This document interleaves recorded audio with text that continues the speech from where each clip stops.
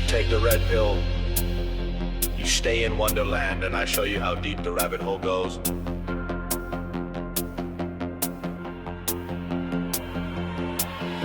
They said the truth was buried deep in files they tried to burn. David's on the mic now, it's the people's turn. From shadow men in black to creatures in the mist, he's cracking open secrets that the government dismissed. Spooky lights above us, he's tracking every blink. Aliens, cryptids, yeah, he's making you think. With a journal full of clues and a wild-eyed hunch, he's talking ghost towns, lost time, Bigfoot's lunch. Old Dayvid don't know, but he's looking for the code on a long dark road where the weird ones go. Mics stay hot when the stories unfold, digging through the static for the truth untold. From pyramids on Mars to sounds in the night, he's chasing after whispers just beyond the light. Tinfoil hat, nah, it's a crown for the bold. Turn the dial up, these tales don't grow old.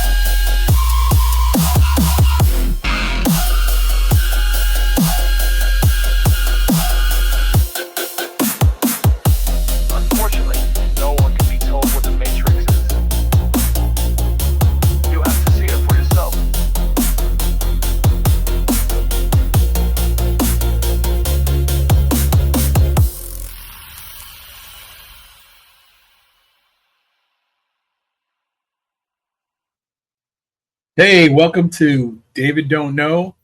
I'm David from Down the Rabbit Hole, the Duke of Darkness.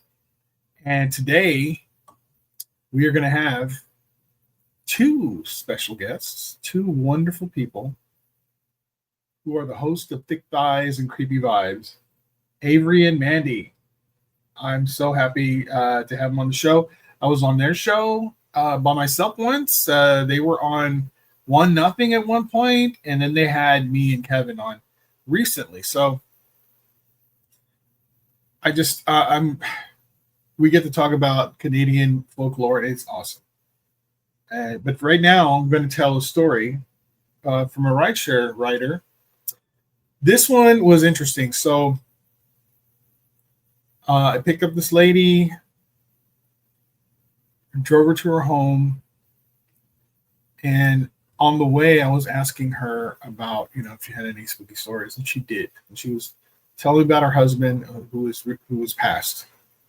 But when they were renting this place, it was a big white house, right? Her dad lived with them, and I'm not sure. I think there was someone else. I can barely remember. I think it was her little sister. Yeah, it was her little sister. That's right. So they're living in this house, and it is a haunted house, apparently. They didn't know this. This is why it was so cheap. It was very, very cheap to live there, apparently. They didn't understand why, but, after they moved in, they started to slowly get it. And so I think one of the things that really freaked her out is they would be in bed in the house, the room where she and her husband, their bedroom was in the front of the house. So the window looking out to the front of the yard. And she said that on many occasions she would get touched or pushed in the bed, but it wasn't her husband. Like there had been times where it would happen and she would basically ask her husband, was that you? And he's asleep. So it wasn't him. And then one day she said it was morning.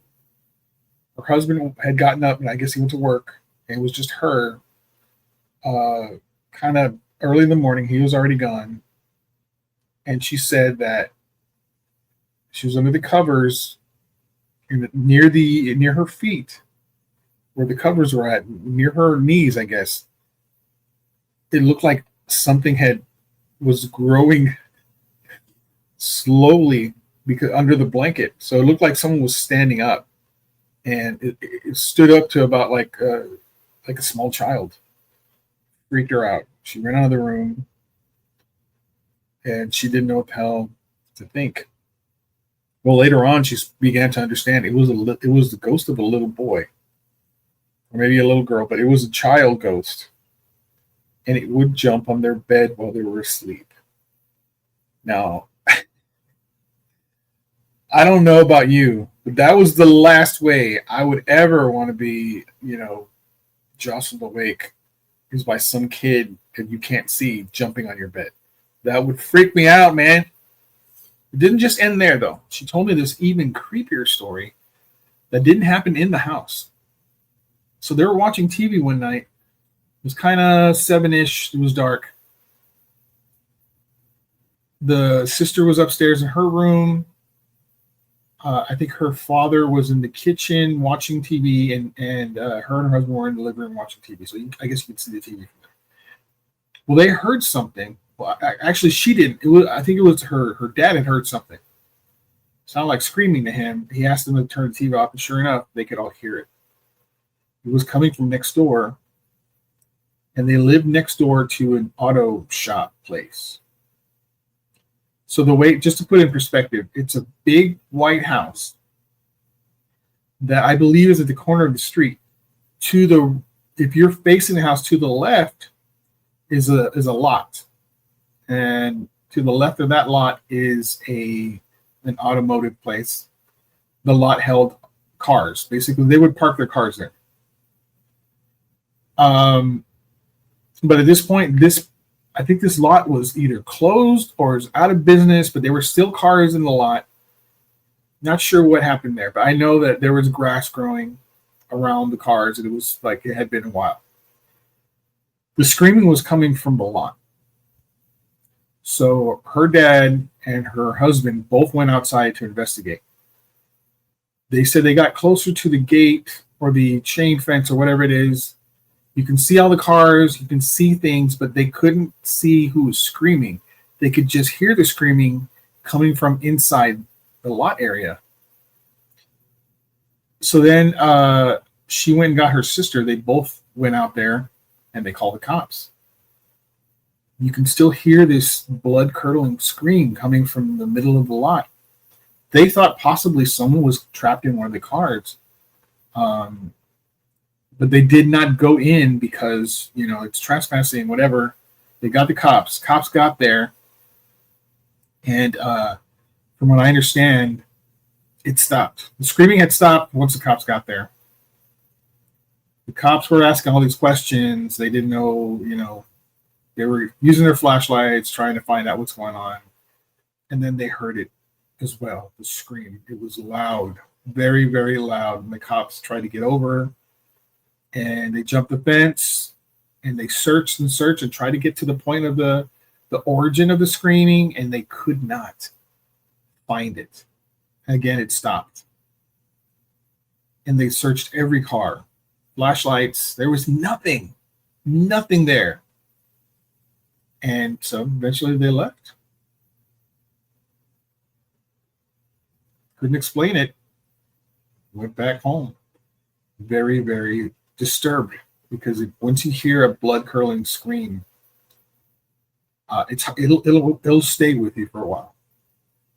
And this one apparently is still with her to this day. Don't know what happened. I think she did try to research that area and did find something about a woman being murdered there. I'm not sure if that's the same thing or not, but hey, creepy. All right, let's go ahead and start the show.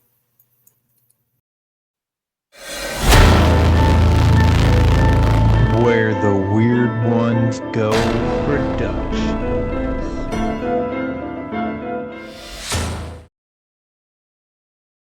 Hey everybody, it's David from Down the Rabbit Hole, and you're listening to Dayvid Don't Know. And today, I get to talk to two wonderful ladies from a very awesome podcast called Thick Thighs and Creepy Vibes. It just rolls off the tongue, doesn't it? It's so beautiful. I love it. And I love these ladies. We've actually recorded before together. They were on One Nothing podcast, if you remember that. And I was recently on their podcast with Kevin from Where the Weird Ones Are. So I'm going to welcome them in. Here is Mandi, and here is Avery. Hey, guys. Hello. Welcome. Hello. Thank you for having us on your podcast. We're so excited. I'm so excited. Oh, man. It's always so fun. It's a pleasure to have you guys on. Yay. I like to hear that. Yeah, we're so excited for the new podcast. I like it a lot. Yeah, so this is episode 15.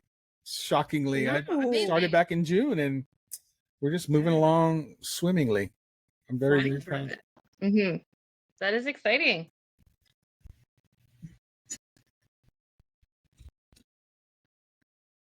So, ladies, can you tell me about your podcast a little bit, and so the people out there can where to find you and when to listen? Heck yeah. You want me to jump in, Avery? Sure, you go for it. Sorry, my brain just like totally farted. I was like, wait, what am I supposed to say? Yeah, I didn't hear you, so I figured you were like, what's going on? Yeah, so we're Thick Thighs and we're Creepy Vibes because we are two badass bitches who love true crime, and we love all things that are spooky and creepy and all things that are just strange and weird. Because we are also strange and weird, but we've been friends for 11 years now. My oldest will be 12, so probably almost 12 years we've been friends, and wow, we just seem to have the same sense of humor. We have the same interests, and we said, let's start a podcast. And we talked about it for a few years, and then we decided to finally do it. And so it's been almost 2 years for us in the podcast journey. So March 8th of 2024, we started. Yeah, we've recorded on National Women's Day, and we did about 3 episodes out. And then since then, we've now are probably over 100 episodes. We do a weekly episode of either a true crime case, or anything spooky or creepy that we encounter, or we have collabs. We have people on our podcast to talk about their creepy encounters and, just fun, crazy, weird stuff. And we do a Sunday Scaries every month as well. So we have about 75 episodes of our regular weekly content. And then we have about 30 something regular Sunday Scary episodes. And yeah, it's all true, all true crime, creepy, anything Canadian, because everything that we listen to is typically, US based. And so there's a lot that happens in Canada and our hometowns that people just don't know about. And we want to make sure that people know about us over here in our, great white north of, Canada. And make sure we kind of get people's stories out that aren't heard as much, and help with the information across for unsolved cases, and also let people know how creepy Canada is, and you have to come visit us because a lot of crazy stuff around here. So yeah, and that's our fun podcast. We also yeah, I like to hear have a little lots humor. of creepy stuff out there. Yeah, Very. yeah. Very well. Both of That's us had our awesome. own experiences So in our let me own ask you, lives. good. I'm looking forward to hearing that for certain. But I have a question about because I love true crime as well, and like spooky and true crime rarely go together, but there are a few cases, right? Have you all ever covered something that was both true crime and had paranormal effects to it? Uh, I guess like yes, some of them. We have a lot of stories that it's more of like a haunting paranormal effect that you find out that there's like a tragic death involved in Well, it. I did an episode. What's that? I'm sorry. Sorry, I'm glitching ahead, out go over ahead, here, Avery. so I'm like lagging over here. Go, girl. Go ahead, Avery? Mandy. Oh. You me who's going? I'm lagging. I don't know what's happening. I don't know what's happening. Siren our life every Well, day. So if you listen to our podcast, this is I what feel typically like- happens. True. It's a normal thing, right? It happens all the time when it comes to podcasts. Yeah. Mhm. Well, like one case in particular that comes to mind is the oh my god, now I'm forgetting. I'm blanking on the name, but it's a Shanane, the Chris oh gosh. This Dang is like it. an intense I'm- riddle that we need to solve right now. Oh, that shit. It is because it's going to drive me nuts. Thank you, Chris What is Watts, Shanane Watts. Yeah. Yes, because it's a true crime. yes. The guy ends up murdering Mhm. both his wife and his two daughters tragically. Mhm. And now the house appears to be very, very haunted. As a matter of fact, when cops went to go and they were still looking for her, thinking they were still alive, they did a search of the house and they got an amazing treasure trove of BBPs where you can hear the Shanann saying, "This is my house." You can clearly hear that. Whoa. You can hear her saying, "Get out." You can hear the little girls walking down the stairs, and you can hear them giggling. It's just Oh my it's so God. crazy. Yeah. So that That's case so having creepy. both elements is just fascinating to me. Because I love both. I love true crime, and I love the paranormal. So incredibly sad story though. Incredibly. So have y'all ever covered anything like that? I think, well, I know we did cover an episode, and it is regarding like an alien abduction, Yeah. so-called alien abduction. And the episode is about a gentleman named Granger Smith from out in BC, so British Columbia, and it's a really documented, like unknown, like in Canada, it's well known, but the results at the end are kind of like paranormal, like alien abduction, but not alien abduction. So no one actually knows what happened to Granger Taylor. Mm. So he was a very, very, very smart kid. And so he grew up really, really handy with like machines and cars and like putting things together, taking things apart. And he grew up kind of quickly in that aspect. And so he got really hyper fixated on like alien spaceships and kind of how they move and why they move so fast and what makes them move so fast. So he was like totally head straight into that whole movement. And he decided he wanted to build himself his own spaceship. So in his backyard, he designed like this spaceship style little kind of tree fort thing for him to live in and hang out in. And his whole plan was to actually complete one and take it to space. So Yeah. he Makes had sense. all these, he had all these books. He had everything. He wanted to know what they were doing up there. So he was starting to write like these really strange letters to his family and say really strange things that they were coming to see him and tell him that it's his time and it's his journey and that they were going to come and get him and bring him with them. And so he, I guess one night, just decided to say, hey, I got to go meet them. I got to go. They told me I need to meet them here at this time. This is where I need to go. And I'm going to be gone for a few years, but I'm coming back. And so he left a letter for his family. He got in his truck. He drove up the mountain up to like this peak area in the forest. And British Columbia is very forested. So it's, you can get lost back there. And he took his truck, he drove up, and he was never heard from again. No one ever saw him, heard from him.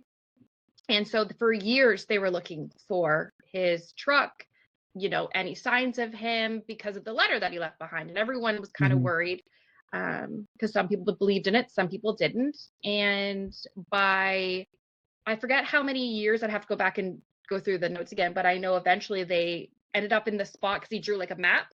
And they ended up in the spot, and years later, they found pieces of his vehicle in this spot, and it looked like something had been like blown up in the big giant area, or people have said looked like a spaceship came down and took him and ripped up the trees and stuff, and then went away. So it's still unknown to this day. They found pieces of the vehicle. They believe it's his vehicle. They found pieces of like clothing he would have been wearing at the time that he disappeared, because he pretty much wore the same thing all the time. But they don't know for sure because they can't find pieces. I don't think they actually found pieces of him. But no one actually knows what happened to him. So the mystery still remains. There's all kinds of theories around it. And the mystery still remains. Like, was it a suicidal attempt? Did he, think that he was being visited by aliens, and he ended up going up there and, committing suicide? Because they said he used to have a lot of like explosives he'd carry around in the bed of his truck. So they're not sure if he like put them in the bed of his truck and that's what happened, or he was experiencing, aliens coming to visit him, and he met with them, and he's off on his journey because he said they had a plan for him and that he needed to provide his knowledge and his expertise with like all the mechanical stuff that he was so bright at doing and creating and building, that they took him to kind of expand what they needed. So there's tons and tons of theories around it, and it's kind of one of those things where you're mixing that paranormal line between, yes, maybe he did commit suicide, or maybe someone murdered him. We don't know. Maybe somebody was after him, but yeah, it's one of those crazy unsolved mysteries here in Canada. And it's actually on, his case is covered on a show, which I found on Prime. And I forget what the show's called, but I'll have to look that up. But yeah, it's an interesting find. And I've heard that story. Yeah. Crazy. What do you think happened, Mandy? I believe that it was something. I don't know if it was paranormal, like aliens abduction, because I don't know how I fully feel about all of that. It's still so unknown for me. But I feel like there was something human that interfered with it. So either himself, who thought that because he was so smart, I think that his brain just kind of really, really fell into the realm of aliens and how there's, extra life out there. And he got so into it that I think he made up this reality in his head of all these things that were happening, and maybe had crazy dreams. I don't know if he was on, because medication can really do that to you when you're sleeping. So I don't know if there was something that just made him really believe this was all happening to himself, and created a way for him to think that if he did this, this is where he would go, and that he was going to go and be part of this journey on another planet. That's my beliefs of it and how I see it, and based on the research I did. But I know people who have had crazy alien abduction experiences and stories, would actually believe that he was chosen to go on a mission. Yeah. I think that, my thought is he didn't commit suicide, because if there was a suicide, let's just say, for example, there was a suicide, there would be evidence of the suicide. You would find his body, or you would find pieces of his body, or what have you. There'd be some evidence of that. The dynamite was I remember hearing about this. It was a good theory because there were pieces of the truck, there were pieces of, like they said, some of his clothing, but there would be larger pieces, don't you think? If something exploded, it would still be there. Maybe smaller piece, but there would be a larger amount of it, I think. And I don't know if that's what happened. I really don't know. And then I think about like the alien aspect of it. Do they really need a dude that's working in, let's face it, prehistoric type building when they are, eons ahead of us when it comes to technology? They don't really need that, I don't think. Right. Unless they're trying to go back. He was an experiment for them. But it could have been. Yeah, it could be that. That would make more sense, right? What do you think, Avery? What do you think about it? Yeah. Part of me wants to believe that nobody hurt him, like nobody was out to get him. So I like creating this own little thing in my head of like, he's on a different planet. He's living his best life there, just like how he wanted to. He's there. He's doing whatever he's got to do. But I don't think it was suicide. Thriving. And I would like not to think that somebody was out to kill him because there's nothing left, like no evidence of anything. Go ahead. So, yeah. Yeah. See, I think I'm not saying he did commit suicide. What I was trying to say is that in his head, he believed that if he did these steps or these different then he would get emotions, to it. and he would get to it. So it's like, because we don't fully know the extent of the conversations he was having and these dreams that he was having. So I mean, he could have had someone tell him, hey, because maybe he was dealing with bipolar or schizophrenia, and I've seen people who have, and how they view things and how they perceive things. So he could have believed that, this other part of him was saying, do this. And he was like, yeah, that's going to work. I completely understand that. Him not realizing that what the outcome would be at the end. Or he decided to, you not find pieces of him. Maybe he did blow up his truck, but he wasn't in it.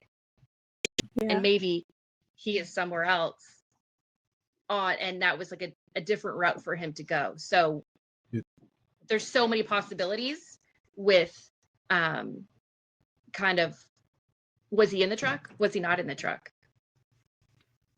Where did he go to after that? Is he somewhere else? That type of stuff. But I don't think he did commit suicide at all, for sure. Right. If he did do anything to harm himself, it wasn't because he actually was was planning to do that. It's what he thought was going to put him into that spaceship and help him get to where he was going. I think that's the part I like the best about that story is, what if one day he actually does show up? Exactly. And he's the same age and nothing has changed and he looks wild. Exactly how he did that day when he left. I would love that. That would be pretty cool. I would love that. Mm-hmm. Yeah, that would be like, for sure. I would love that. All right, guys, I have a couple of bizarre Canadian paranormal stories that I'd like to share with you guys, and I'm hoping that you know at least one or two of them. I hope. I'm pretty sure you know this one. So, number one, have you heard of the Dag poltergeist? Dag poltergeist. Yes. Sound familiar? Yes. Yeah? I don't think I know. Okay. Let me read what I got here. It is a legendary... Sorry.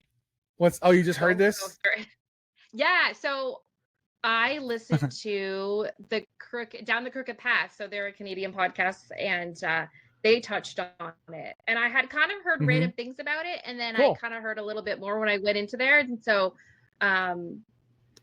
it's so cool to think that it's part of Ontario. So yeah, you go. Ooh. I love it. Yeah. So the Dag poltergeist is a legendary talking poltergeist from Ottawa Valley, Canada.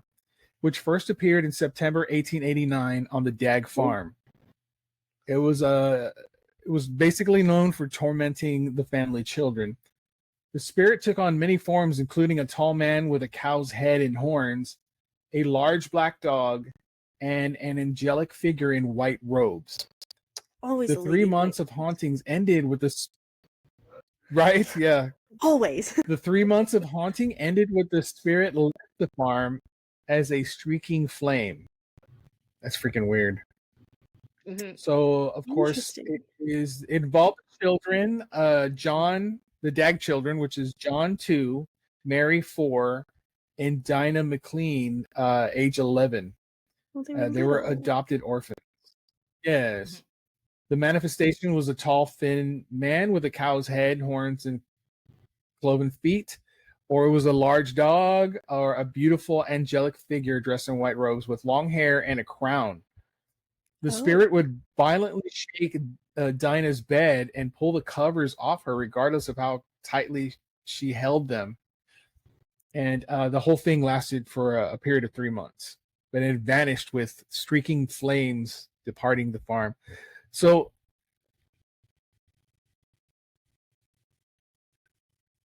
have you heard of that one, I haven't heard of that one. No. Apes?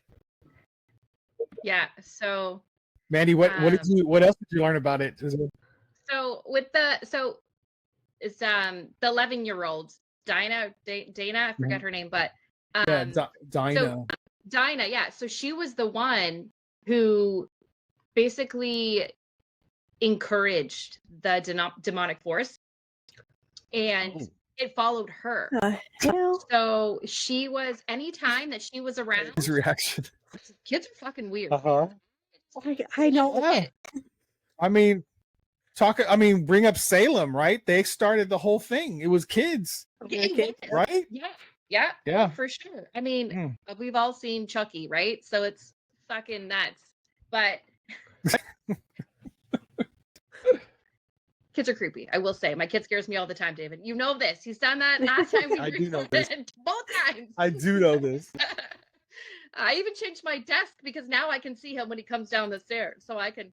Oh, So you don't want to get spooked out anymore. No, I was tired of that. But yeah, so the demonic force and all the bad things happened when she was around.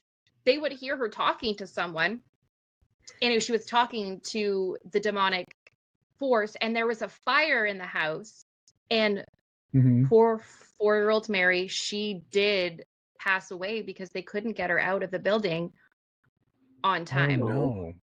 They couldn't. That's so sad. I didn't know that part. That sucks. They couldn't deal with any of the stuff. They just didn't know what to do anymore. They didn't know how to handle it. Terrible. But she was, so I believe the other two were their actual kids, and then Dinah was actually from adopted like a different area. So she had been a troubled youth like all her life, and had been in and out of homes and stuff. With her, right? Yeah, exactly. They're like, it's like a Ouija board. You can't get rid of it. It just always comes back. Yeah. So baggage. Yeah. Oh God. And so they ended up having to send her away again. And as soon as they sent her away, everything kind of stopped. But yeah, they were never the same after everything that happened. What a trip, man. That's so sad. Did not know that other part. Ugh. Yeah. Yeah. All right. Story number 2, ladies. All right. The Isle of Demons. Ringing any bells? Isle of Demons. It sounds familiar, and I'm trying to remember. Is this one out in? Mandy's kind of frozen with the like moving the glass away from her face. Yeah, there she is.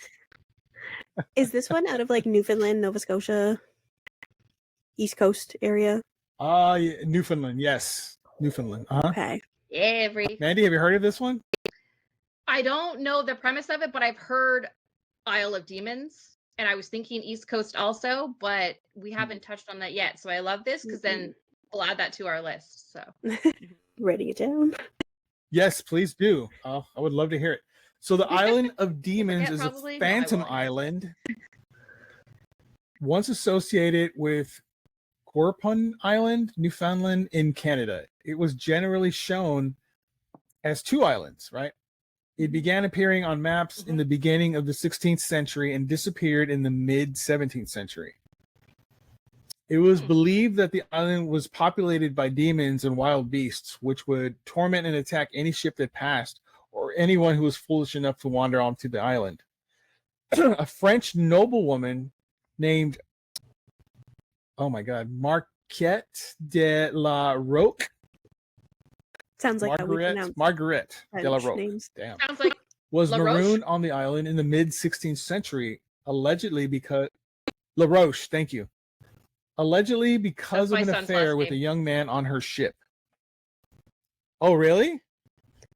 Wow. Yeah, so it's funny that Maybe they're because related. so they could be, because usually typically from that far back in like time, last names will change the pronunciation as you get like move forward or change how they spell it. And so my youngest, his dad, his last name is Roach. But his grandmother is actually from out east. And so it's like a lot of French out that way. So La Roche makes sense, and she is. So she's French. She's French Newfie, and she's cutest little accent I've ever heard of my entire life. And yeah, so I find that crazy that, you know what, that explains a lot with my child. Okay, continue. Yeah. Marguerite de la Roche. Love it. The island is a possible site of their abandonment, and residents and visitors have claimed to see the couple. Another story, which is, I find this one interesting, is said that Marguerite survived being stranded on the island for 3 years by herself, claiming she was tormented by its demonic inhabitants. Across the centuries, many historians, novelists, poets, and singers have retold the story of Margaret abandoned on the island. It's kind of weird that the island will disappear and reappear. Yeah. Is Freaky. there something within this case that like she had a kid out there and she was found with a kid or something? I might be Well, I'm sorry? crossing different stories. I think What's that's like that? part of the legend is that she ended up having like a baby out there, and she was found years later with a child on the island. Or I'm mixing stories together. Yeah, because there was a no, I think you're right, because it says here that it's because of an affair with a young man. So it has to, that probably is It what was like it a is. Yeah. servant or something she had an affair with. Like, He did. Somebody. Yeah. All right. And then it says that she was rescued years later by Basque fishermen. Well, Yeah. That is interesting, because I've heard of like that I name. wonder if she had to raise her kid there by herself. Nope. It died on the island. oh, Sad. Well, I Both mean, dead children. Way to pick them, David. I'm just kidding.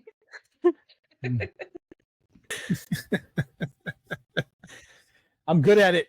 we're on a Yeah. roll. We're on a roll, you know? All right, girls, do you have any stories you want to share? I got two more, but I want to hear if you guys have any. Let's see what I've got here. I do have a story. Well, I have a Yeah. fun Canadian legend. Let me go back and see without my glasses, because I can't see anything. I'm an old lady over here. Lordy's kicked my butt.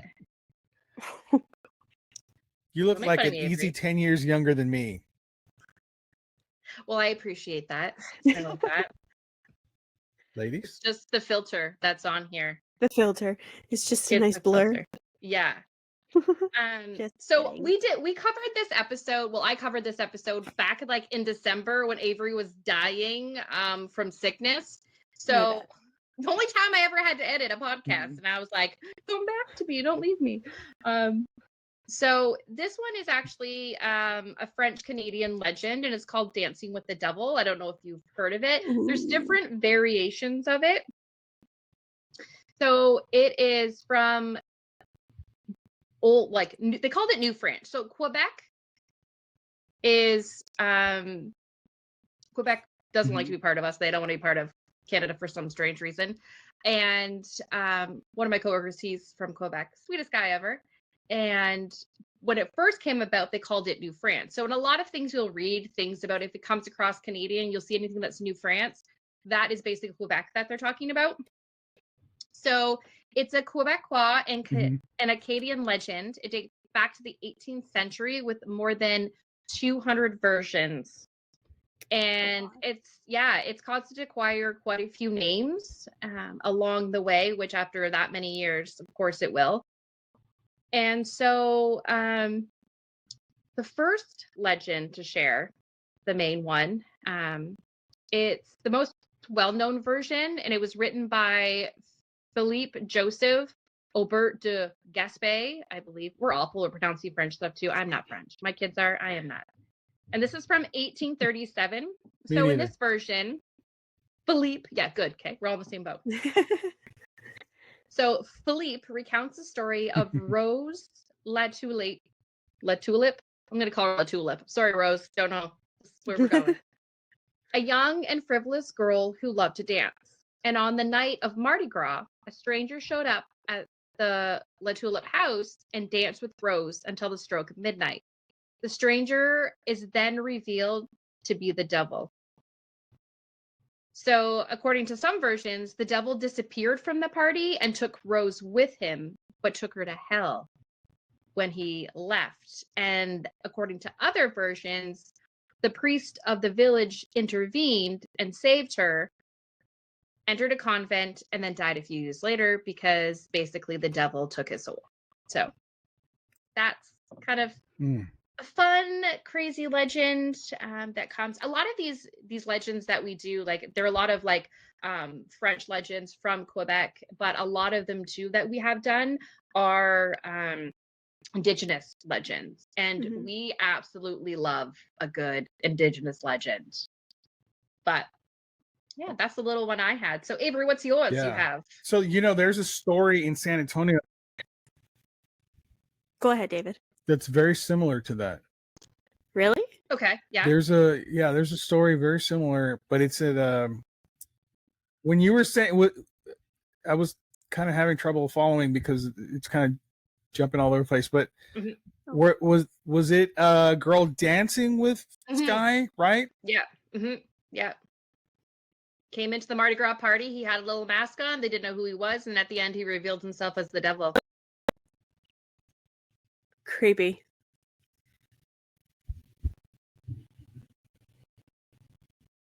Oh. So there's we keep cutting. All of us keep dropping and then reappearing. I know, right? No. There's a story in San Antonio. There's a story in San Antonio where it's a dance hall. There's a lady that goes to the dance hall, and there's a man in white, and he's very dashing, very good looking man. They start to dance, and they're just, dancing the night away. Everyone is watching, right? And at one point, she looks down and sees his feet, and they turn like giant chicken feet. And it turns out that he is the devil. And in one story, it's chicken feet. In another story, it's hooves. Either way, the devil makes his escape to the bathroom. Yeah.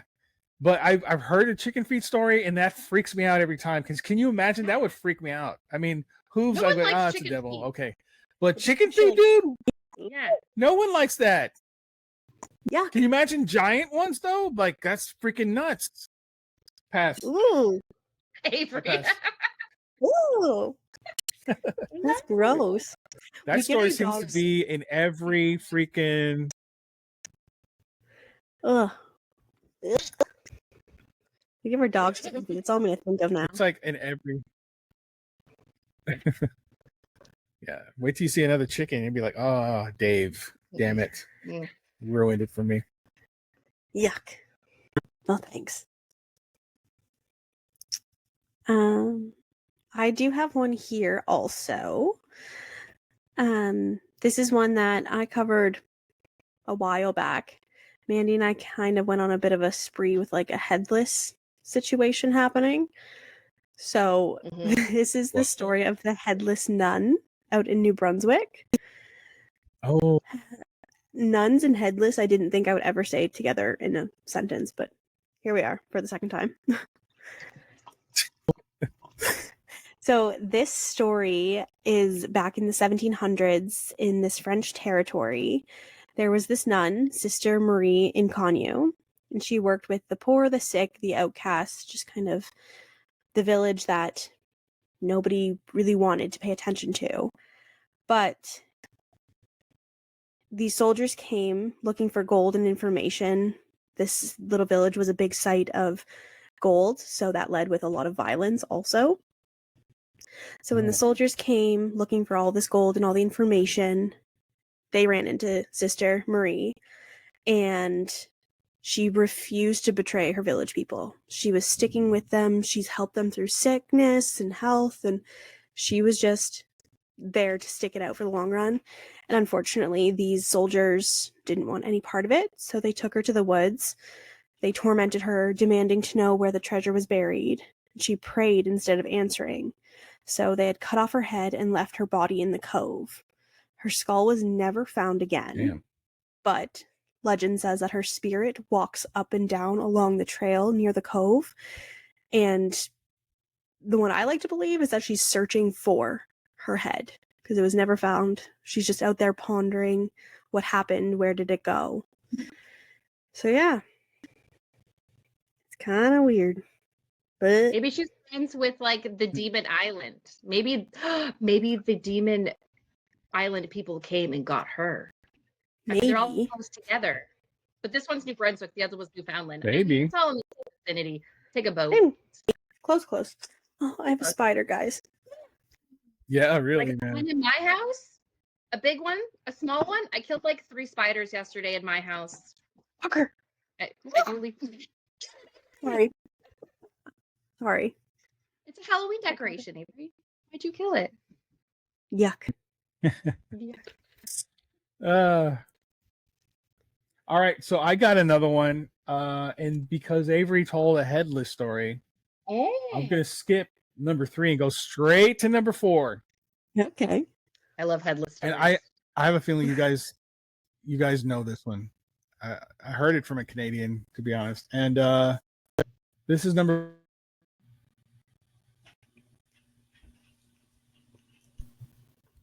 Uh-oh.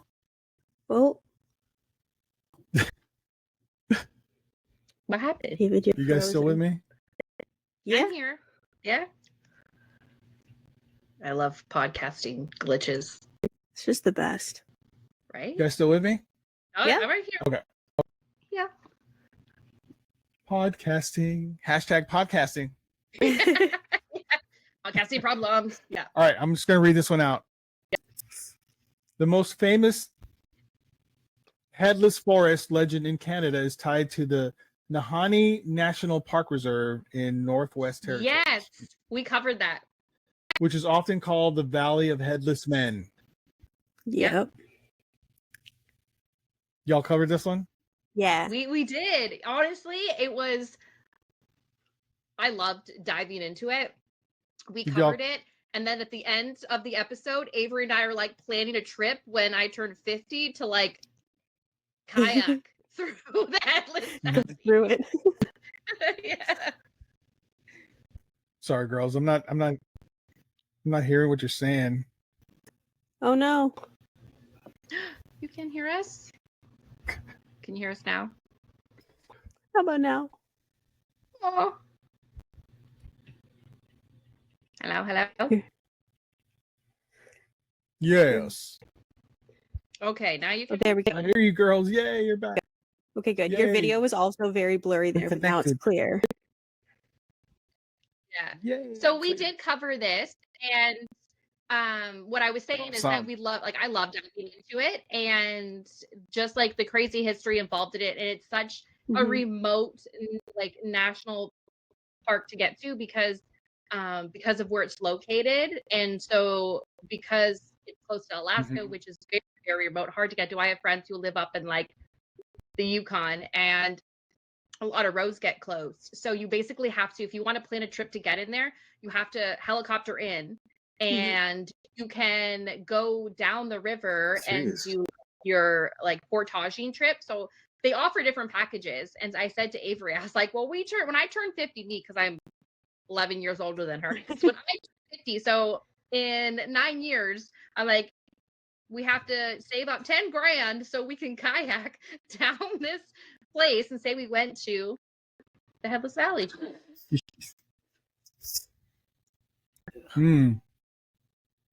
The stories out of it. Forget that. I'm not going.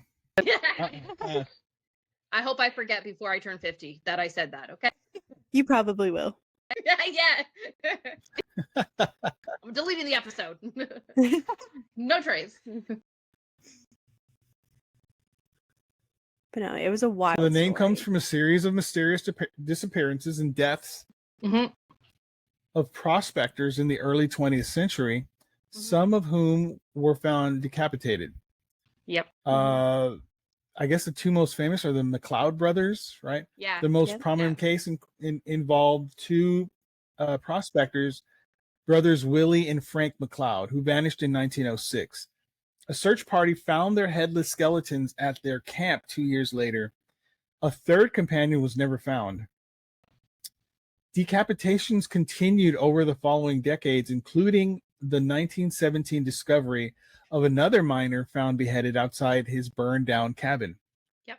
This fueled widespread rumors of headhunters terrorizing the valley. A mix of truth and legend. While the headless deaths were real, some of the relation was sensationalized during the gold rush era. The area was and remains extremely remote and harsh, making survival challenging and leaving many disappearances unsolved. Yep. Yeah, it's very I'm not real. going, dog. I'm not going. I like my head where it's at.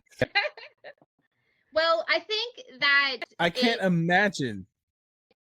No, like I would never go alone. That's why Avery's coming with me. We're gonna be headless together, so we can hop. Exactly. But It'll be fine. It'll be fine. But I believe that there is. Yeah, Avery looks like she's. Oh, David, you froze. I Nope. believe that it's haunted by because it's indigenous land, and I feel like there's a lot of spirit. And I don't like roller coasters, and You don't? I would be that dude that gets on the roller coaster and that's the one that breaks and falls off. Oh God. I do that every time I'm on one. Nah. Pass. I'm not doing it. That's Mandi, where'd you go? You don't hear me? I'm right here. Hello? Oh. I hear She's me. spinning. Oh, now you're gone, Avery. Yay. I'm gone. My kid's fucking playing his PS5 and taking all my freaking data. Oh no. Connections. I see all three of you, or all three I of you. know. Wow. All two Three? of you, fine. It's been a long I day. see both of you. There are four of us? Yeah. It's the headless ghost. It's from the valley. It's like one drops and then the other drops and then we all drop together. Oh no. It's like a party trick, you know? There we go. I see. Pretty Y'all are party perfect trick. now. We're all back. And frozen. Oh. That's so sad. That's so sad. It's my kid. I blame my kid. It's playing on his We're back. PlayStation game. Are we back? You go get that boy off that PlayStation right now. Just kidding. Oh, like, look, bitch. It's bitch. Number, Not this is number 3, but since I went with the headless story number 3, this is actually number 4. Yeah. Let's go. Huh? This one's called the Screaming Tunnel. Mhm. Y'all heard of this one? Yes. Yes. Yep.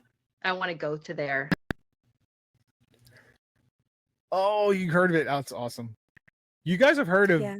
3 out Sound of in 4 Niagara. that I put out there, so that's awesome. Pretty Screaming, good. yeah, the Yes. Screaming Tunnel is a drainage and farmer's tunnel in Niagara Falls, Ontario, Canada, known for the legend of a young girl who died there after her clothing caught fire. The most common tale describes the girl running from a farm fire and collapsing in the tunnel, where she perished from her burns, and her ghost is said to still haunt the tunnel. Legends claim that if you strike a match in the center of the tunnel at midnight, the ghost of the girl will blow it out and then begin to scream. Mhm. Ooh. And you may hear her screams yourself. That's Mhm. creepy, man. Mhm. So the legend centers around a young girl who either ran from a burning farm, or this is terrible, or was set on fire by her father during a Yeah. custody battle. I don't know. That also I doesn't don't know if surprise that's me. true or It's not. not a region, so no offense to those who live there. It's pretty wild down there. Just get some truth down there, okay? It's a little sketch. Oh man. So yeah, so the death is that she ran into the tunnel, collapsed, and died from the severe burns, Mhm. with her screams echoing through the stone walls.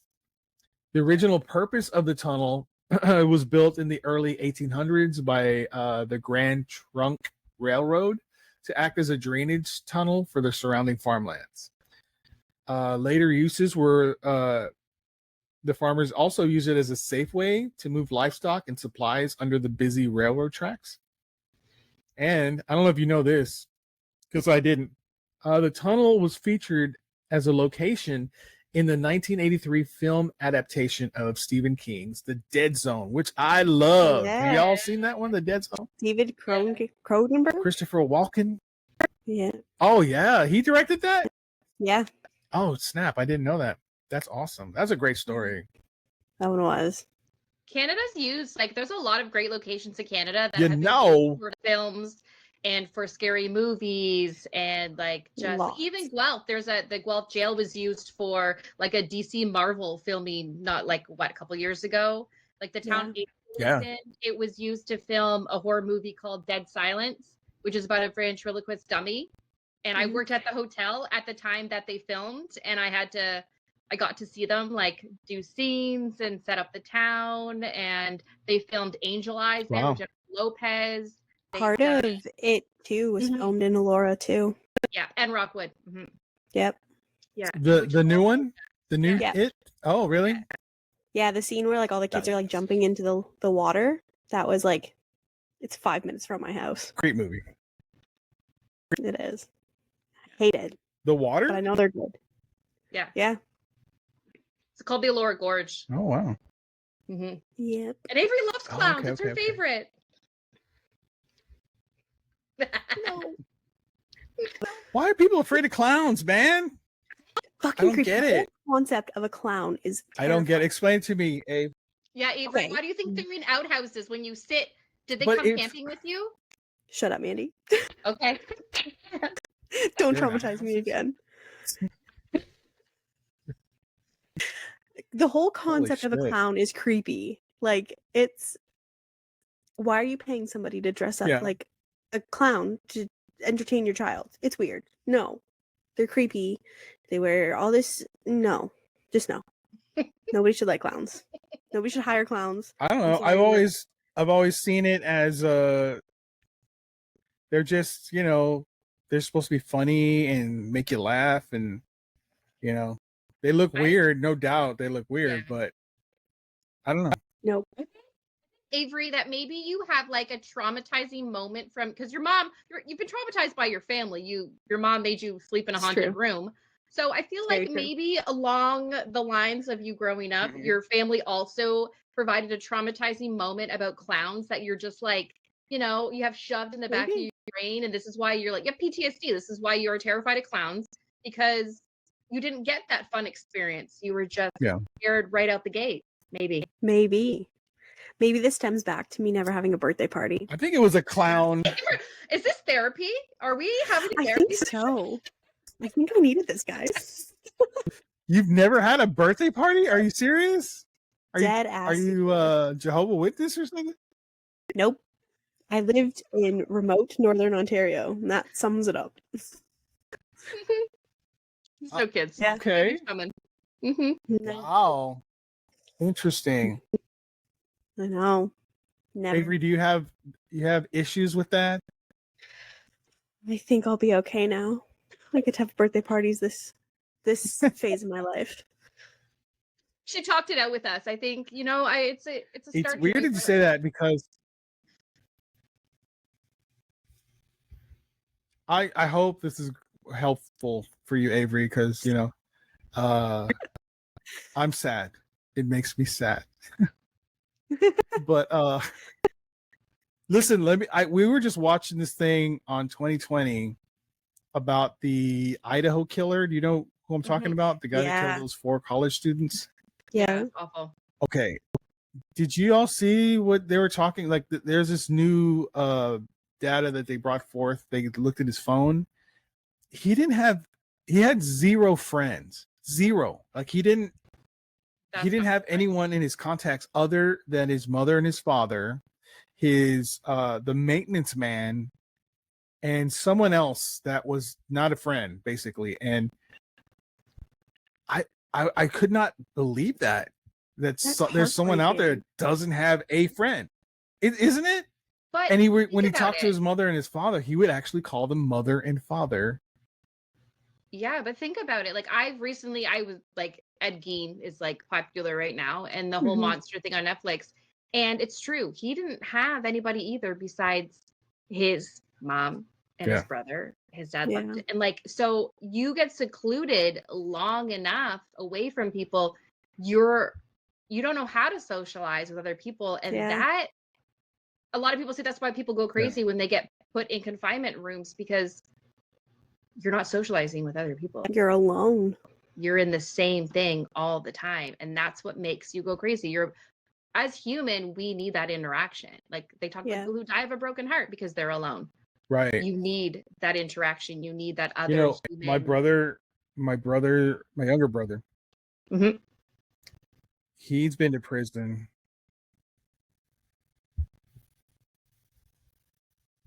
And he's actually been he was put in solitary confinement for 2 years.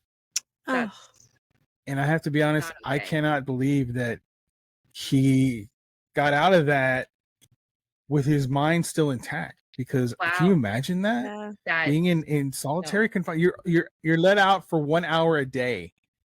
God, that's horrible. There have been people who absolutely lost their minds. Yeah. When this happened, I'm very impressed by his resiliency that he was able to come out of that, and he's out of prison now. He's fine and he's able to function.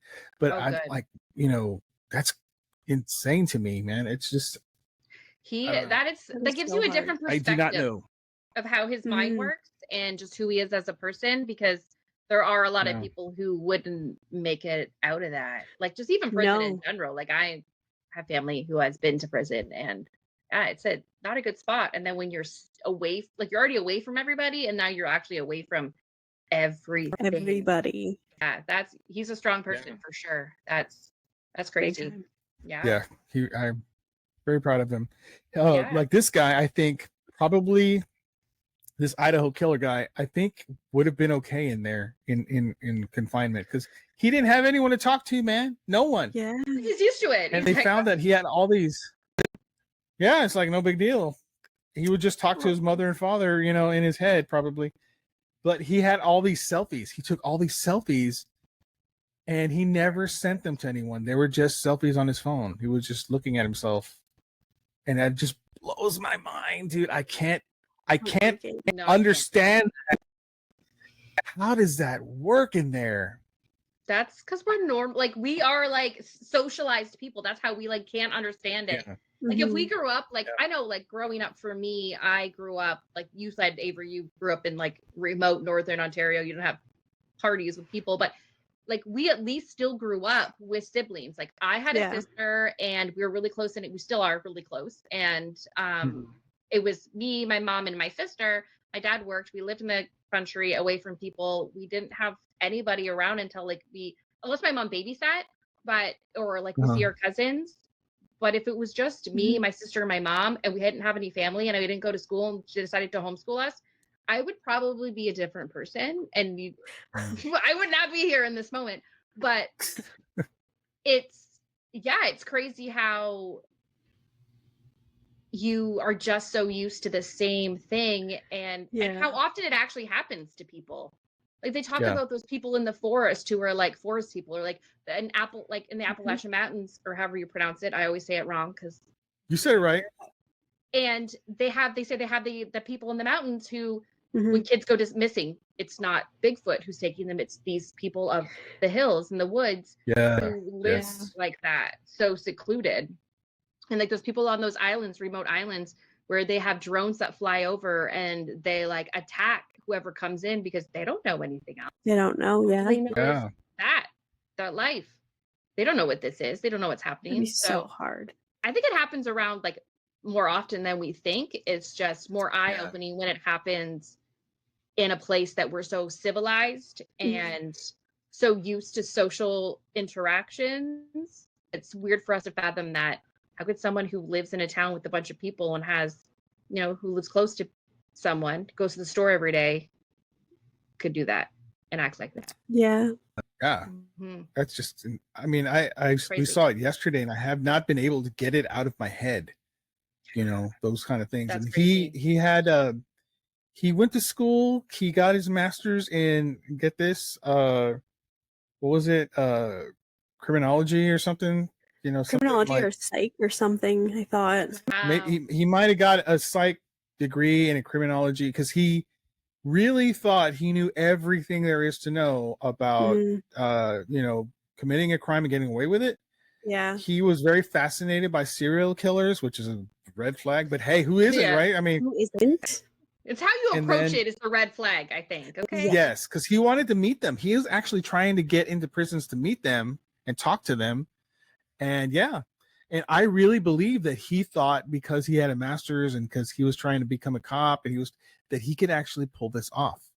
He Ugh. believed that he can pull off the perfect crime, but he made so many damn ignorant ass mistakes that you just wish he just never would have come up with this sort of thinking, you know. But Yeah. You know what that makes me think of is anybody who hasn't seen it. Sorry, don't mean to, I'm not gonna do any spoiler alerts, but sorry. If you watch Dexter and you've watched the newest one, I have not. Resurrection. Mhm. Okay, Is it well, good? you gotta watch it. It's good, and it Okay. it ends up being where, sorry, not sorry for those. Dexter meets someone who is into serial killers and is like so obsessed with them, and he loves them, and he has like their paraphernalia, and he's just like knows everything there is to know about them, and he just is fascinated to hear about their crimes and what they did, and yeah. Oh. Avery. Interesting. Oh, interesting. Yeah. Those Interesting. are the red flag people. Like for me, it's so disturbing when we talk about it. We're like disturbed by it. Thinking, Yeah. like I can't Mhm. believe that people would do this and how they act. But we want to talk when we do. It's like because we want to talk about the victims and the people who had to be affected by Right. it. If you're talking Right. about it and you're like, you know what this man did? Like You like idolize them? people who Yeah. idolize like Dahmer and Kemper and Red Gacy flag. and then people like so the newest Ed Gein, right? And I Yeah. saw someone post and this guy was like, oh yeah, I went to like the graveyard and I have he got a photo of him and his baby on Ed Gein's grave with like this weird mask to make it look like he had like sewn someone's face and skin. Oh into his- shit! I was That's like, disgusting. red flag. Somebody flag that guy, find out Yeah. he can't like, and they're like, Yeah. oh, he's like, I got rid in the cemetery, but it was the greatest day of my life. And I'm like, that's fucked up. FBI, watch this man. Yeah, put him on Yeah. your list. Ugh. Like that poor We baby. need that. We need that. Like if they had this guy on their list, maybe they could have stopped it before it happened. You know what I mean? Yeah. I've always been like in favor of that kind of thing. If we can identify it from youth, right? Right? Yeah. Yep. and then just follow those red flags, like you were saying. Follow those red flags, and then make sure that they're okay, man. Get someone to talk to this guy. You're not alone, homie. You No. may think you're Right, alone. yeah. You may think you're, You'll but be a you're mother gonna and be father, okay. but yeah. Jesus Christ, Oh, mother, man. are you home? Yeah, well, okay, psycho. Like how much of a base? Like, whoa. Yeah. One of the texts was, "Mother, is father home?" And the response from the mother was, "Yeah, your dad's here." Like she's like over I it. would- Stop calling Yeah. me mother. I would lock my child up. If my kid ever calls me, if he does call me it's because I've like ignored him 10 times and he's like, Yeah. you know, Mother. I do the whole like Stewie thing to like, I'm a grown woman, Mom. I'm 40, and I Mom. still with my Mom. mom. And me and Mom. my sister always do this to her, and she fucking hates it. We'll even text it like, Ma. And she's like, Mhm. it's just normal. Right? But mother, if I'm being sarcastic and annoying, if I want to be like a little brat, Yeah. oh, mother. That's but when you use it. there are a lot But of he did it all the freaking time. How strange. That's man. much. that's That's too much. Too much. Yeah. that's very much. That's I'm gonna peel your Well, he's skin being off. tortured in prison right now. I don't know if you girls have heard of this. I'm not They're surprised by you. yeah, they're torturing him. He's in a cell and they're screaming over into the vent, telling him that they're gonna get to him, that he better not go to sleep, that they're gonna mess him up. They can't wait to see him, all this stuff. And he's actually complaining to the warden because he can't sleep because they will not leave him alone. Well, And I say you took 4 he people's deserved lives. it. Yeah. he deserves it. Yes. Karma. Yeah. I It's, hope he stays awake for the rest It's of his like life. the Picton murders in Canada. I'm Yeah. surprised he even survived as long as he did in jail. That guy is a fucking dirt bag. But it took forever for someone Wow. to finally fucking take him out and stab him. Really? Wow. Yeah, I'm surprised. I that don't know why Paul this is didn't popping. get murdered. I was just gonna say that, Like, man. Between him and Carla Wow. Boca, I would stab them if I was in there. Okay, wait, did I said that? Don't flag I- me. FBI. She's Edit. fine. Edit at 1 hour. Redact. And And it won't happen to us. I'm Canadian. They don't give a fuck over here. They're like slap on their I wrist. read that book. I was appalled. I was a by kid what when it happened. happened. Yeah. Yeah. I remember, and it's disgusting because it's a case we don't want to. It's so hard that we just don't want to dive into it because we've been hearing it for so long Mhm. in Canada because we're so close to it. He's from Mhm. St. Catharines, which is near Niagara region. That's why we said fucked up people are Niagara, but Literally. it's so close to home for us. And Carla Homolka's out, and she's like Yeah. she has children, and she goes to these schools, and there's like She picks and the it's kids just- up from school. Like, no. it's like part of the PTA. It's so how What? How could you do that to your Yeah. sister? Second of all, Yeah, dude. you yeah. should have rotted in there with him, and she acted like a damsel in distress, and it's like, Yeah. it's so fun. And it worked. It It worked. works. She's out. She's free. Yeah, but And also she didn't change her name or anything? no, she did. Wow. I think she did. She Yeah. did? I think Okay. she did. She got married, yeah, and had her kids, but this is where, like, when you were saying, like, you want to catch these people and put them on a list, there are so many people who commit a bunch of crimes prior that were actually never really held accountable, and they could have been stopped. And Paul Bernardo was one of them because he was convicted of raping and doing rapes prior to all of that. So it's also Canadian law. It's just fucked up. But yeah, there's a lot He of was a sick Canadian motherfucker. that's why I don't like St. Catharines. Yeah. I don't go there. I don't go Well, we to have there. a whole lot more of those here in this country. That's for sure. They're everywhere, whether you like it or not. Yeah. All right, ladies. Thank you so much for being on. I have 6 questions for both of you. Yeah. Now, this is the second Okay. time I've had an opportunity to ask 2 different people these questions, so I'm really excited. All right, question number 1, and I'm going to ask first. I'm going to ask Avery. Okay. What is the driving force behind TTCD? I think the big thing is we just want to get all the victims out there. Mandi and I, we love chatting about these things. We love, before we started the podcast, just like connecting. So it was like a nice bonding moment for Mandi and I. And now that we get to like still hang out and like do stuff together, but we're also getting messages out. So it's really powerful for us. We love doing this. It's like, we joke saying like, oh, we have to do our homework and like our research, but it doesn't actually feel like that. We sit down, Yeah. we record, and we're like, hey, like we just shot the shit for an hour. Cool. We Mhm. got this great story out. Cool. So I think both of those things together kind of really push it forward and keep it going. That's really awesome. Yeah, I totally agree. This doesn't feel like work. This is just No. hanging out with my buds. Yeah, With I my love it. I get friends, so talking about excited. Stuff Yeah, I love it. And what is the driving force for you, Mandi? I'd say the same. It's the driving force for me is definitely spending time with Avery because, God, I want to see you all the time. You're the best. Oh. And That's you very know, sweet. it's that and getting the victim information out there, saying their names, kind of put this community. I didn't like Avery and I were blown away with this entire community the moment we started. We went on Mhm. Instagram, we found all of you, we started following and Mhm. chatting, and just like the connections we've made, the support we've received, and it's to me, that's a big thing too, because if we miss, like if to us, we're like, oh, nobody's listening to us. And then if we miss an episode, we're like, oh wait, but people do listen to us. And like, they'll like check in with us and say, hey, how's it going? What's happening? And they're like, oh shit, people do want to hear about it, and hear us talk about other people and whatever. But yeah, it's the community, it's being with Avery and talking about Canada. Like we absolutely love where we live. We love our towns and we love all the people, and we want everyone to know the names of the people who didn't get to spend too long here and who deserve to be talked about, and getting their names out instead of talking about, like we said, Ed Gein, all the other people, like, you know, and just sharing all the crazy stuff, like spooky stuff too, that Canada has to hold. Like Canada's just gorgeous. It's a beautiful gem.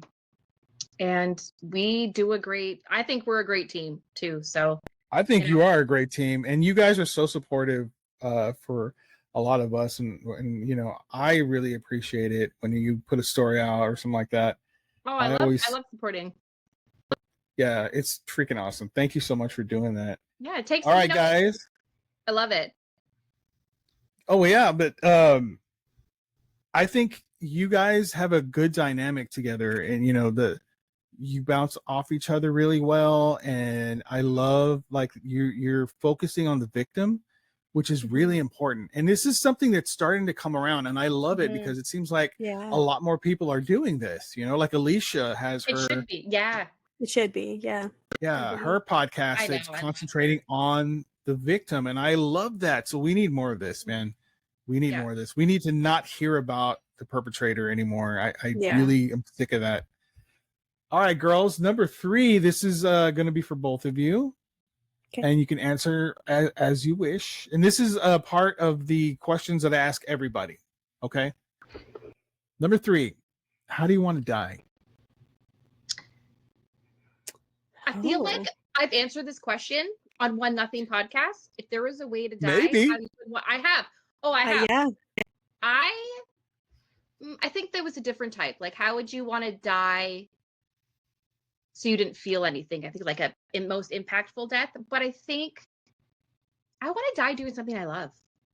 I would want to die doing something I love, be happy. If I'm going to be awake for it, if I'm going to be there in that moment, I want to be doing something I love, or I'm with people that I love.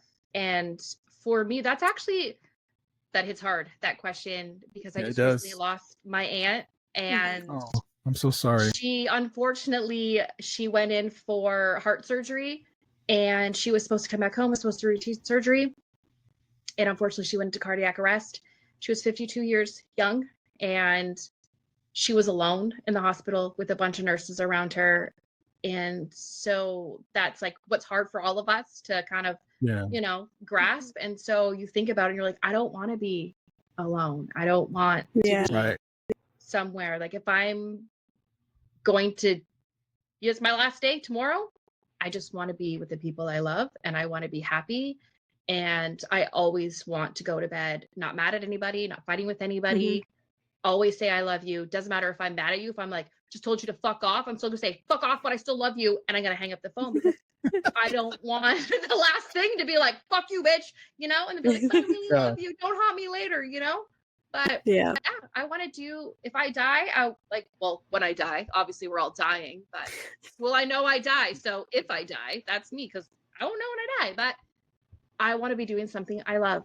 And I don't care how it happens, because I think at the end of the day, you don't really feel it unless it's long and painful, but I don't want that. And if I know that's going to happen, I don't want that either. Later. You know, just let me go.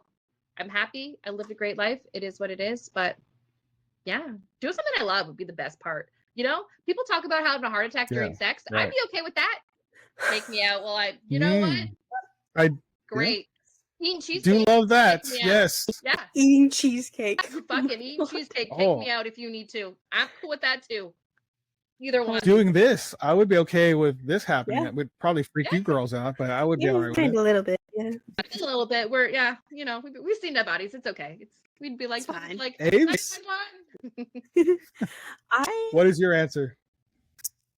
I like Mandy's there was like doing something I love with the people I love, but I'm also terrified, and like the concept of death being painful for somebody terrifies me. So when I think about my death, like I want it to be quick, peaceful, painless, and just I'm here and then I'm gone. That's what I want. That's I don't good. want Yeah. I don't want my family to also wonder if I was in pain. Yeah, I don't that's like hard. knowing that I would be causing stress on somebody else after I'm gone. I would want to die in my sleep, I think. That's Yeah. how I would love to go. But yeah, that's a good answer for sure. The second part of that question is, how do you think you'll die?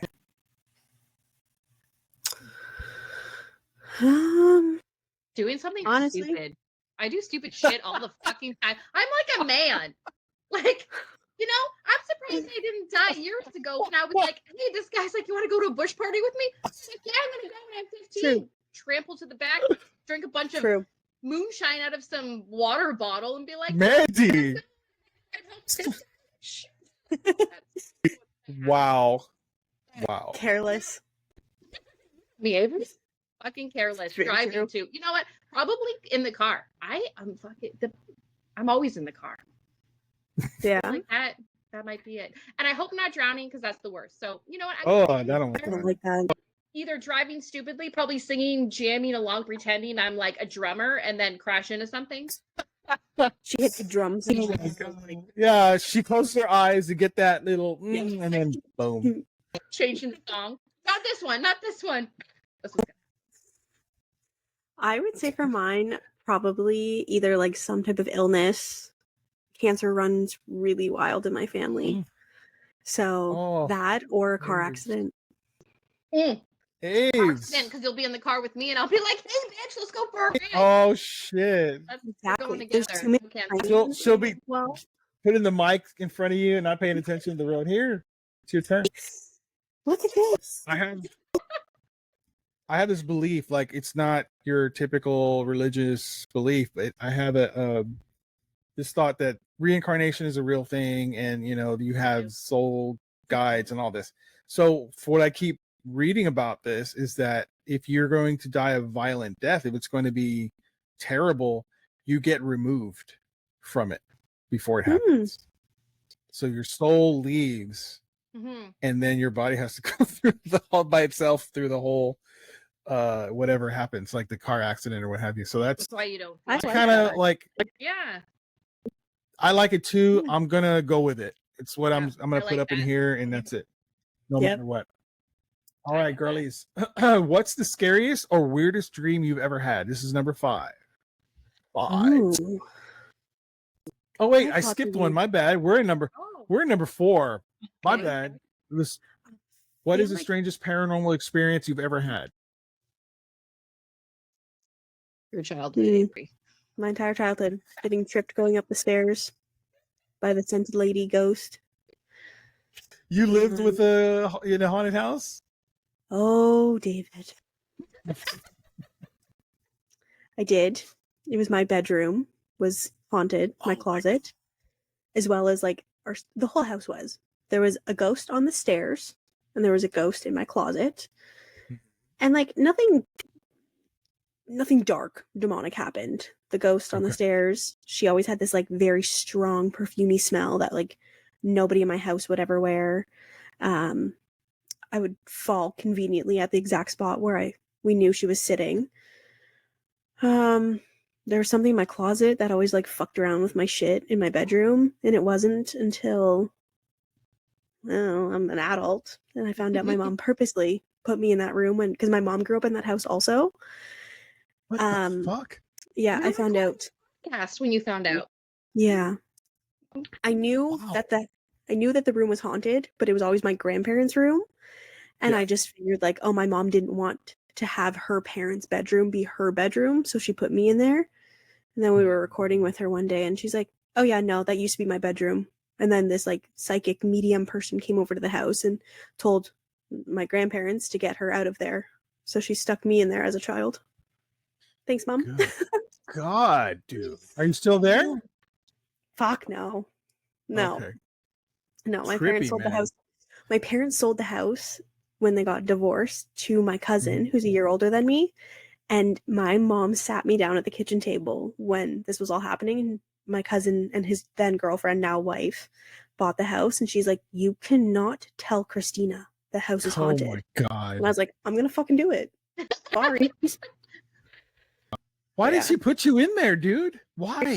She didn't want to relive the trauma. So she's like, Avery doesn't know about it. Shove her in there. Holy man. Makes sense, though. I get that. I know.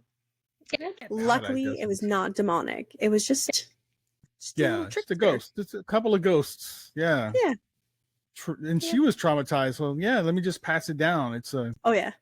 rite of Big passage. time. Okay. Really, Yeah. it is. So I would say that's wild. But then also, I used to work at this old church. And I work with children with autism. And there was a lot of creepy shit that happened there. Wow. So, Damn, It's safe. son. Just not laugh good it time. off. Damn. No birthdays. Fucking mom puts you in the worst freaking room in the house. I know. You It can't made you even funny, work. though. What's that, Mandy? It made you funny, though. That's what your mom said. No, Exactly. it's character, You know- Avery. And it's so funny because I come from like the most loving, supportive family I've I ever do. known to man. Mhm. My parents are Really? my best friends. Oh, My yeah. parents are my best friends. There's That's 4 sweet. best friends. Mhm. That's But I'm not at like the best friend where I call them mother and father, and I only talk to them. okay. Good. I've got a full circle. Good. I'm sorry. Very I good. said Okay. I have Lead more with than that. 10 friends. I can count. I have to use all my fingers, all my toes, plus. So let's hair, look at fingers, your and toes. contacts. Can we see your contacts for your mom? Does Roll it say through. mother? Actually, I'm pretty sure right now it says bitch. Maintenance man. I was gonna say it probably says bitch. Oh my god, Avery. Can Oh, I change it back? I changed it back. It just says mom with a heart. Today she's not a bitch. Sorry, Sarah.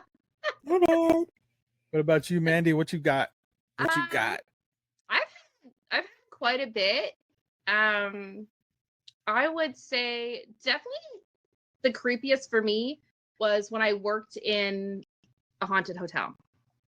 So Mm. in the town, so we were talking earlier about the town of Elora in Ontario. It's a very touristy spot and how they filmed movies around it. And fun fact, Jennifer Lopez stayed there. Not when I worked there, but a few years before then. But they've redone it. It's gorgeous, massive, added onto it, all that sort of stuff. But when I worked there, it was definitely like old school style from like the 70s, but it was in the 2000s when I worked there. But Wow. I always heard stories of it being haunted because it used to be an old grist mill and it burned down a couple of times, but it was a stone building. So if the structure was still there and they built on it, turned it into the hotel, and it had 3 floors. And customers, like, they would come and they would say, oh, I was in this room and something weird happened to me. People would like leave little notes about their room. And when I started, I thought it was strange, but I was like, oh, I love paranormal stuff. I'm interested. And I started working night shift. So for night shift, I worked from 11 till 7 a.m. And usually there was guests in the hotel, but sometimes in the winter, there'd be like nobody at all, dead. Like I was the only one in this Wow. hotel. And it was weird and like creepy. And I was pregnant during my night shift time. So I was pregnant with my oldest at the time. And I would call my mom sometimes to come because I just didn't want to sit alone. Or I would sit and hide in the back room until the chef came in at like 5 a.m. But there's like the main building and then there's like 3 outside buildings. And when guests would come in, you'd have to go around because we didn't have all like the technology we have now to call for your room service. People who wanted breakfast delivered to their room, I had to go up to every single floor, check every single door to see if they left their little tab that said they wanted room service, right? Ghetto. I know. Whoa. I'm not that old, but it was, going with the times, the vibe. In the 1600s. Yeah, I should have Way worn my back pilgrim dress. yonder. Pretty much. My mother. She was the lady in white roaming the halls. I was the lady in white roaming the halls. And so it was, so we had 3, the 2, like the second floor, the third floor, and the fourth floor. And then the one building, no one really used it. Our innkeeper, we had an innkeeper, so old school. Oh. He lived in like this little house. And then there was the two outer buildings. Name Jack Torrance. No, his name was Franklin. Oh my God, I love Franklin. Oh, wow. The cutest little man ever, with a little suit and bow tie. But I hated going to the 4th floor. So anytime that it would hit between 3 a.m. and 5 a.m., the elevator was beside the front desk. And it would only go down to the lounge and then like up to the rooms. But I swear to God, every time between 3 and 5 a.m., the elevator would go on its own. It would just move floors all the time. And there was a theory, legend that a little girl had died in the elevator shaft at one point before it became a hotel, because there was a fire. And so we always used to say, she had a name, I forget her name, but we used to say it was a little girl. And we'd fuck with like the waiters in the restaurant just to mess with them. But like legit, like it was creepy with the elevator. I hated getting on the elevator. And then the worst was the 4th floor. You know how like you're somewhere and you just feel everything feels heavy, if you've ever been, where it just feels so heavy and cold and like dark. The 4th floor was it. I hated going to the 4th floor. Like the moment the elevator would open, I legit would like jump out, run down the hall, run back, and then like ferociously press that button to hope that like the doors don't close so I could jump back into it and then close them, because it was heavy. But damn, there was a lot of guests would experience things on the 4th floor. And the room 407, we never actually used for guests unless we absolutely had to. Or if like what would they experience? They would see people in the mirrors in the bathroom. Ooh, they would feel like people were like sleeping over, like standing over top of them where they were sleeping. And 407 kind of had like a loft bed in it. And sometimes if employees needed somewhere to stay because it was like shitty weather, you lived far, which I did, they'd be like, "Oh, a room 407 is always available." And I said, "Fuck that, I'll drive in a snowstorm and sleep in my fucking car pad." Sleeping in that room. I'll sleep at the front desk. Not happening. But apparently, I don't know exactly what happened in that room, but that floor was I hated the feeling on that floor. And the other feelings I hated was I would have to go out to the outer buildings to collect the little things, and you would have to like, it was a distance, okay? I'm talking like I would have to go out the front door, like I'd go all the way up this friggin' hill. Now it's like gated because it's so far, and across a road to get into this building, which was like behind Beckett. And then I had my little like pass thing. Actually it was a key. I didn't have the little swipies. I had the key, and fumble with the key in the dark at like 5 a.m. and go up to all these rooms. And then I'd have to go across the street to this outer building and do the exact same thing to the two that were up top. But then for the one on the bottom, I had to actually go down these stairs and all the way around the back on the river. I hated it. It's one creepy night over there. So creepy. And one night I was sitting at the front desk, and these doors, they're not the big sliding doors that most hotels have now. It was like this giant chunky door, and it had like, like schools and like gyms, they have the big like clunky thing. It had this Allen key, and so you use the Allen key to lock it so people couldn't come in and out. They'd have to knock before they came in. There was a big doorbell, and it was quiet. There wasn't really anybody at the hotel, and it was at the dead end, right where the gorge is. You can't go any further. You look up the street, you can see anybody. At like 10 cars max in the parking lot would fit. And I remember someone rang the doorbell, and I'm right at the front desk. I can see what's happening. So I got up and I went over, and I was like, "Oh, someone must be coming back to the room." I opened the door. There was nothing there. Wow. I looked to the left. I looked to the right. I looked up. I walked out. And then I was like, I'm pregnant too. And I'm like, probably shouldn't be doing this. I've watched horror movies. Like, see, I told you, if I die, it's because I do something stupid. And I was just like, nope, close the door. I called my mom, and I lived probably 20 minutes away from the hotel. I called her and I said, "You need to come." She legit came with a baseball bat. She went up and down those roads looking for somebody, came in. She sat with me all night till the chef came in the morning, and I was terrified. After that, that's a cool mom, man.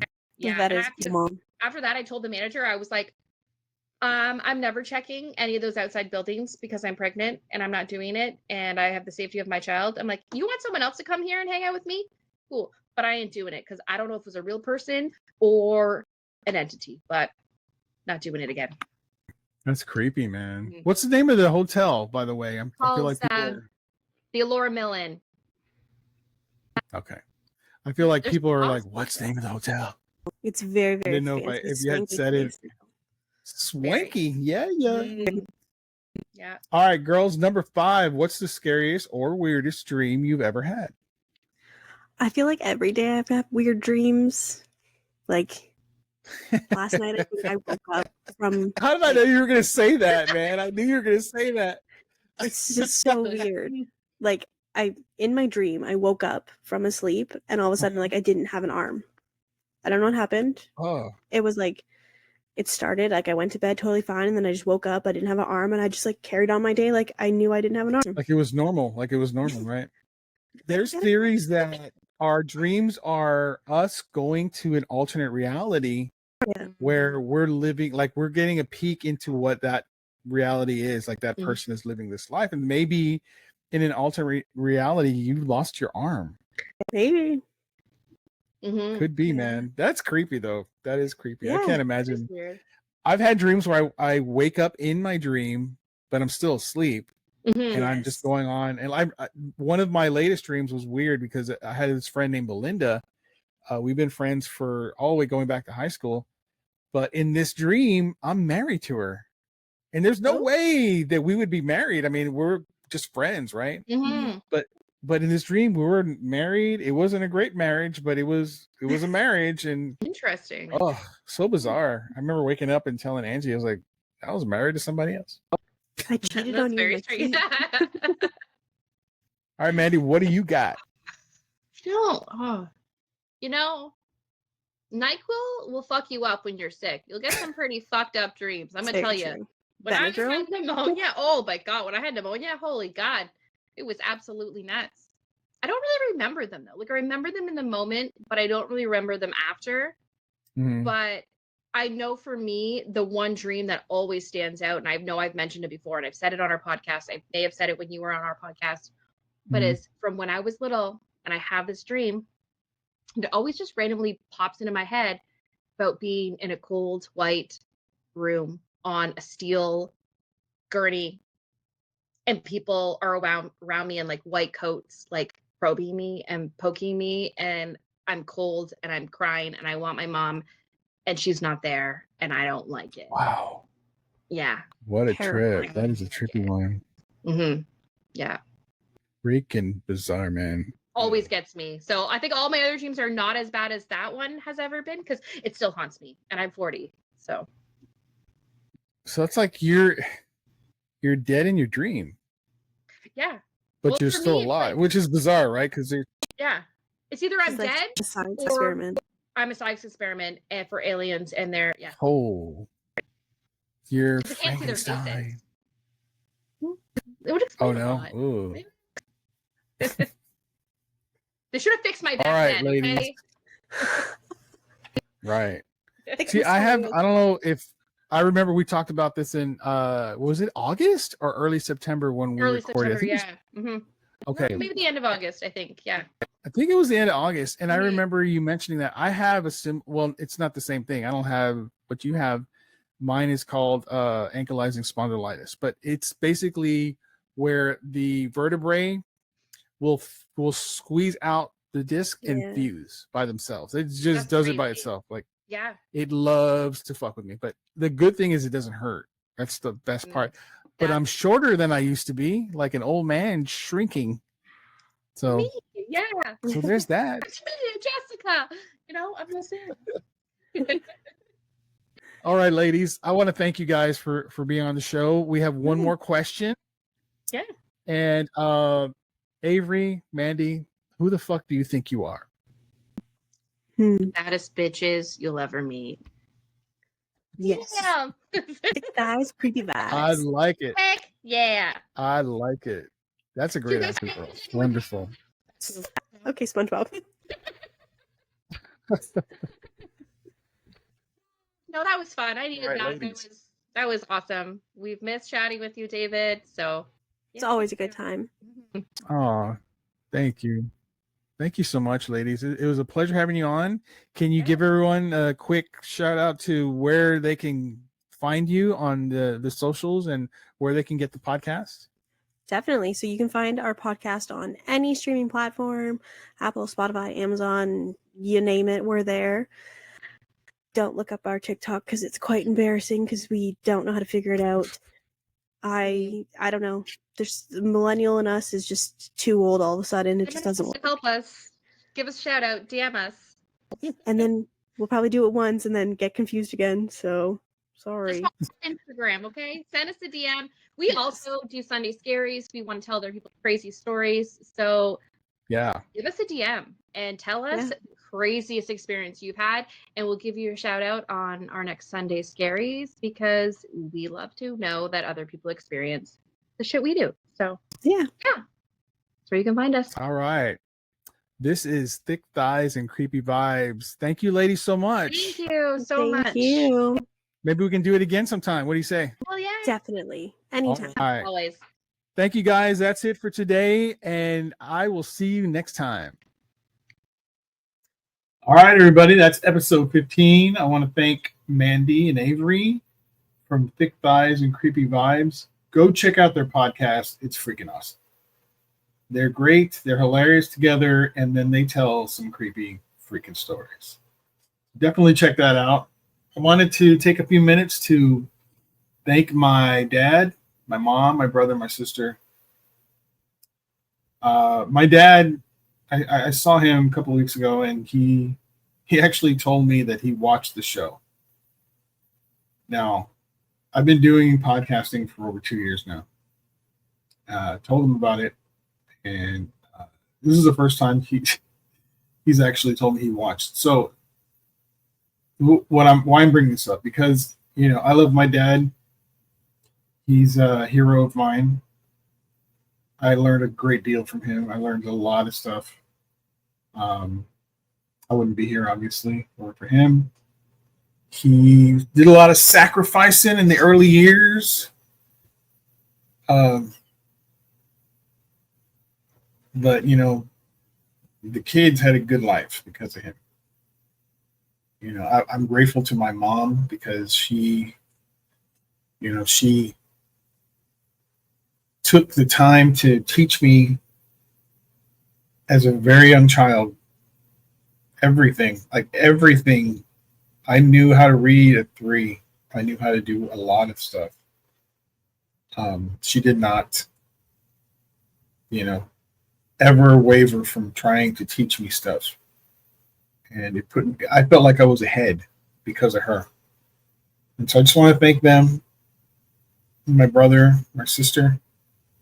My brother Donnie is home doing well.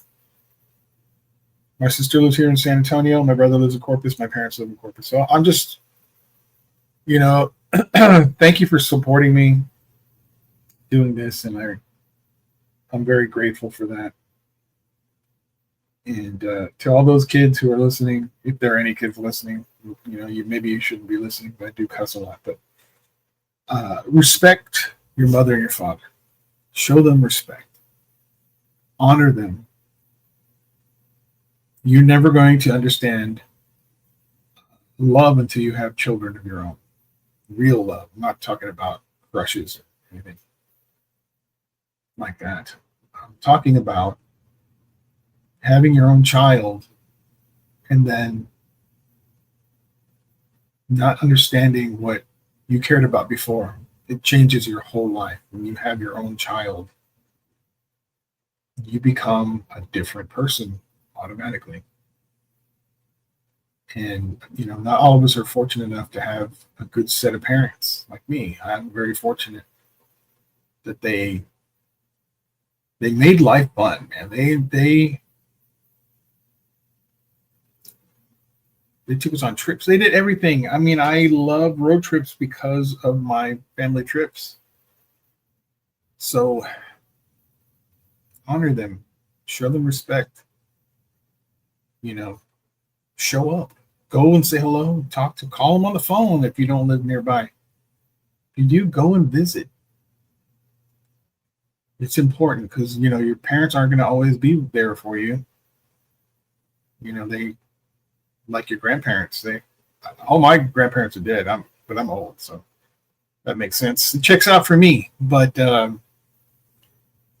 my my parents are grandparents, and they're also great grandparents to a wonderful little baby boy named Anthony. He's a year old, and he is right now the family's delight. We love him,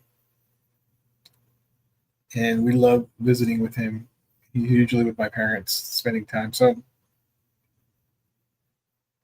thanks, Dad. I appreciate you taking the time to say what you said and watching the show. And I hope you hear this.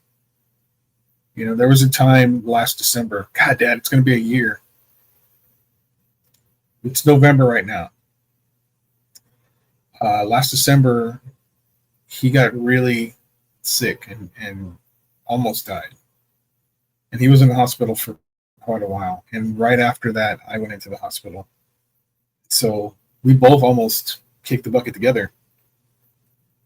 And fortunately, like my mother, we're just a family of diehards. We just do not die. It doesn't matter what it was. And my dad went through some painful shit. He lost almost all of his blood. I don't know how he survived this. It's a shocker. They got him to the hospital in time, transfusions and all this, and he came through it like a champ. He's now, he's better. He's better. Not bad for a dude in his mid-70s, you know what I'm saying?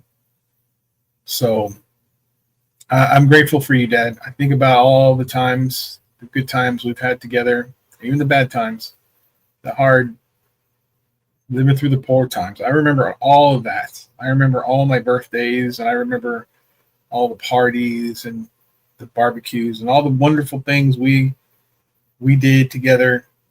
And I'll tell you this one quick story.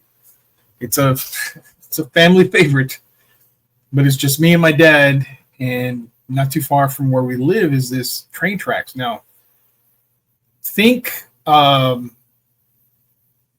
is that Stephen King movie where the four boys are going over the tracks? Stand By Me. Think Stand By Me. But this is tracks that go over a lake, okay? It's a small lake, but it's a lake, and it's high above this lake, these tracks. So we would go fishing on that thing, and we would get to the middle of it, and the tracks, it was the two thing and the wooden planks, and there were nothing in between these wooden planks. Okay, you could fall in there and hurt yourself. Obviously, if you fell off the sides, you're going in the water, and it's a long way down. So hilarious day. We're out there fishing. I'm 6, maybe 5. Was young, and he was teaching me how to fish, and we're out in the very middle having a good old time, and I hear with my kid ear a horn, like a train horn, and I tell my dad, "Hey, Dad, do you hear that?" He says, "What?" I said, it's a train." And my dad said, "The train doesn't come through here anymore. Don't worry about it." I said, "But Dad, I hear a horn. You don't hear that horn?" He was like, "I told you, the train doesn't come through here." So I said, "Oh, okay." We continue fishing, and then it's closer. It's way louder, and then you see it. It turns and comes into and it's like it's on the far side, but he sees it now, and then he grabs all his shit, and he picks me up, he lifts me up, and he's running on these tracks. So it's just like the movie. It freaked me out. I thought we were going to get crushed by a train, and he's running, and we're not going to make it. There's no way in hell we're going to make this. And it's getting closer and closer, and he's afraid that if he falls or trips, we're both going to get hit by a train. So what he does, he gets on the edge. Now, there are these wooden things that are coming out of the water holding it in place, right? He gets on the edge of the track, and he's holding onto one of those wooden planks, one of those poles that are coming up, and the train is passing by his head like this.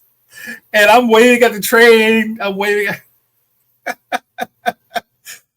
It's one of my favorite stories. Living through that is a memory I'll never forget. So thanks, Dad. Thanks for all of that. All right, guys. Next episode. What is it? What are we talking about? Oh, have I got a doozy for you guys? It's all UFO stuff. And I get to interview one of the best podcasters out there. So I'm not going to tell you right now, but hey, there it is. Listen, I can use a like. I can use a subscribe on YouTube. I could use a 5-star review and a on Apple Podcast. Go out there, type up something nice for the old dog. Give him a 5-star. That's me. I'm the old dog. Give me a 5-star, and would love for you to follow me on Instagram __ down the period rabbit hole __. You can find me on Instagram, on Facebook, on TikTok, Threads, YouTube. YouTube is Dayvid from DTRH. DAYVID, Dayvid from DTRH. Go to my website, deeperdowntherabbithole.com. You can find merch there. You can buy t-shirts, mugs. You can get whatever you want. It might have my pretty face on it, and it might not. Maybe, hopefully not. Also, I do have subscriptions on Instagram. So you want to support Down the Rabbit Hole, go to Instagram. Click on subscriptions. It's $2.99 a month. It's less than a cup of coffee. Not that, you know, for the whole month, but you know what I'm saying. It's less than a cup of coffee. I also have Dayvid Don't Know Instagram. So just go. I have subscriptions there too. So you want to support the podcast and help me continue this thing, go to Dayvid Don't Know on Instagram and click on subscriptions. Also $2.99. So give a brother some help. I could really use it. So that's going to be it. I will see you next time, guys. So don't forget that if you find something interesting, go down that rabbit hole. Bye.